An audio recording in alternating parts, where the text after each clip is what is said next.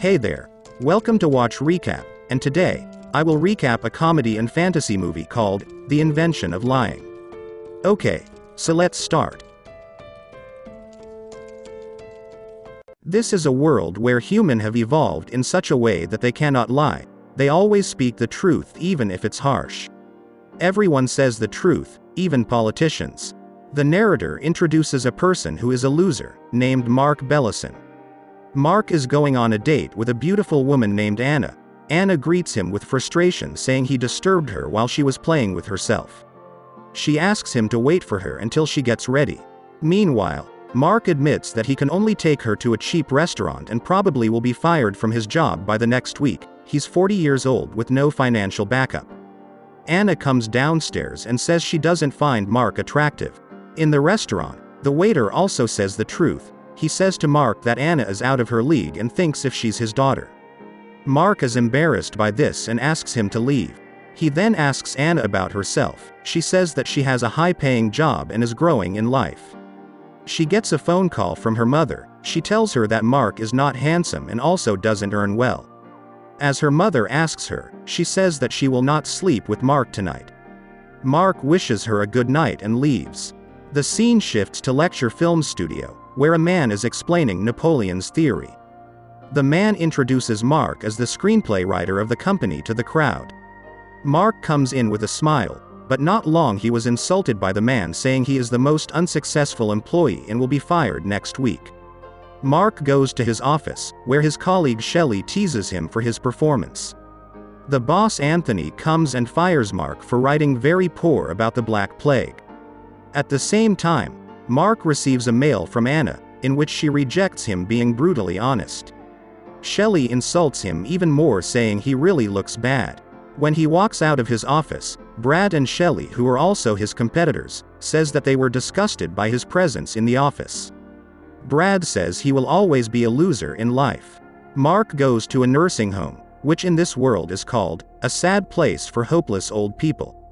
He meets his mother Martha Bellison and informs her about losing his job. He calls his mother a loser too, saying it's actually in their bloodline. Later at home, his landlord comes in asking for house rent.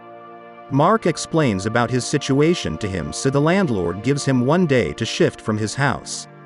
Mark goes to the bank to close his account and withdraw all the money in it. The receptionist says they can't close the account as the systems are down, but they can hand him the cash. She then asks for the amount of money he have in his account, as she can't check it through her computer. Mark says he wants to withdraw $800. His heart beats rapidly as he says it. The systems turns on, and now when the receptionists check, Mark's account only holds $300. She thinks Mark is not lying, and gives him $800. She apologizes for the system's fault, showing only $300 instead of $800. Mark is surprised getting more money just by lying to the receptionist. He leaves the bank with a huge smile and $800. He pays the house rent and returns to his room. Overwhelmed by the incident, he shares about it with his friend, that how he discovered lying in a world where no one knows how to lie. His friends find the concept new and doesn't believe him. So to check, he lies to them, saying his name is David, and changes it several times more, but his friend believes him every time. He then asks them what they would do if they can do anything in this world. Greg says that he would like a girl for the night. Mark loves the idea, and then he randomly lies to a girl, saying if she doesn't have intercourse with him then the world will come to an end. The girl is terrified and takes him to a motel and is ready to make love with him. Mark asks her for her name, but she is in a hurry. Mark gets uncomfortable and pretends to be on the phone with NASA. He tells the girl that the world is safe now, and they don't have to do it anymore. He goes back to Greg asking for another thing he would like to do besides having a girl. Greg couldn't think anything except sex, so instead he asks Mark what he would do. Mark instantly says he will have all the money in the world. They both go on a ride after this, though Greg is dead drunk, so Greg is caught by the cop for drinking and driving. But Mark tells the officer that Greg is not drunk at all. The officer believes him and even apologizes for his behavior. They both goes to a casino and Mark decides to play roulette. He bets on 28, but the number 35 wins, so he points outside saying something is weird. As everyone looks in that direction, he changes his bet to number 35. The dealer doesn't even doubt and hands him the prize. Doing this again and again, they both returns with a ton of money. Mark later meets his depressed friend Frank, who tells him he's going to commit suicide. Mark stops him saying he doesn't need to die. Frank believes him and they later hang out too. Mark uses his trick to fix people's life and to solve their problems. He later calls Anna and asks her out for another date, saying he has changed and she should see it herself. She agrees to go out with him for the last time. Mark then turns on the TV and sees a lecture film show, on which the narrator is complimenting Brad's writing. Mark gets an idea and starts to write a new story about lies.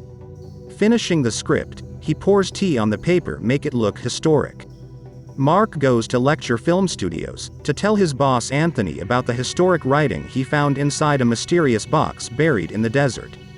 The writing has stories about the crashing of a giant spaceship in Babylon. This catches Anthony's attention. He asks his employees to listen to the historic story as Mark reads it. Mark reads that script saying the Earth was saved by aliens in the 14th century, and they wiped the memories of the humans of that event. After 700 years, a great writer, Mark Bellison, would find this story in a desert, who was insulted by his colleagues Brad and Shelley, and was fired by his idiot boss Anthony. He reads the last line saying, "The Lecture Film Studios will make a successful film and Mark will be famous and rich." Everyone claps for him, believing his lies, but Brad is upset. Anthony asks Mark to work on that film soon. The next day, Mark takes Anna to an expensive restaurant on a date. Anna congratulates Mark for getting his job again and asks about his family. He says that his father is an alcoholic while his mother is in a nursing home. He thinks of taking her out of the nursing home the next day and get her a big house. He then asks Anna if she consider him her life partner as now he is rich and successful. She says she likes him for his wealth but doesn't want her kids to be fat and ugly like him, and rejects him. Disappointed, Mark takes a sip and answers a phone call.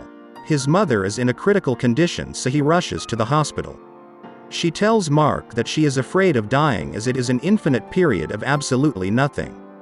As her heartbeat drops, Mark lies to her saying she will be in the right place with her loved ones soon. She smiles and passes away. Hospital staff heard Mark saying that to Martha and asks Mark to tell them more about afterlife. But upset, Mark returns home with Anna. As they wake up next morning, they smile knowing they slept laying on each other's shoulder. As Mark goes to his house, he finds a big crowd in front of it. He tries to get inside but was identified by the crowd and is surrounded by them. They all want to know what happens after death. He rushes inside and sees his house on news channel. Anna comes and asks Mark what he actually said to his mother. He tells her, and she also believes every word he says. She wants him to tell everyone else about it. He thinks and starts to write about something. He goes out with the paper and read it loud for the crowd. He says about a man in the sky who knows everything, who will provide people with houses, food, and their loved ones in the place after they die. He says that people who do bad things 3 times in life will be sent to horrible places. Crowd blames the man in the sky for the bad things that happen to them. Mark says but he is the one who also did the good things for them. A woman asks how Mark knows all of this. He says the man in the sky told him. He leaves the crowd speechless. The news headlines are now filled with economic issues such as people stopped working thinking about mansions, the man in the sky responsible for bad things, and much more issues. Mark hands the script of The Black Plague to Anthony. The film becomes a super hit, and Mark is now a celebrity. Sitting in a park, he tells Anna that she is the loveliest person he ever met. Anna likes him back, but is stopped by the thought of her kids looking like Mark. She says she loves him but cannot ignore the physical needs. She later comes to his villa and gives Mark a birthday card, and also tells him that she is going on a date with Brad. She admits that she is going to sleep with Brad, but Mark doesn't like it. He tells her not to be physical with anyone before marriage. He then opens the card and finds a coupon for sharing the bed with Anna. But now as they are not married, Anna says no to him and leaves with Brad. On the dinner date, all Brad did was showing off his success and talking trash about Mark. Later, while Anna was watching Mark's interview, Her mother changes the channel saying Mark is a bad guy, and she wants Anna to not be friends with Mark. Anna doesn't like her saying that about Mark, as Mark is her best friend. Her mother says Mark is a loser even though he talks with the man in the sky. His kids will also be like him. She calls Brad and insists Anna to talk to him. Many weeks later, Anna goes to see Mark and finds him looking like this. She hands him her wedding invitation card and requests him to attend it. Mark asks her not to marry Brad, but she needs to because of the physical needs which will give him the kids she always wanted to have. On the wedding day, Mark wakes up and was offered a shaver by Greg, who is in a suit. Mark shaves and attends the wedding. The priest asks the people if they can make a better genetic couple. Through the silence, Mark stands up and claims that Anna will be happier with him. Brad asks Mark if Anna is happy with him, then why she's marrying him instead.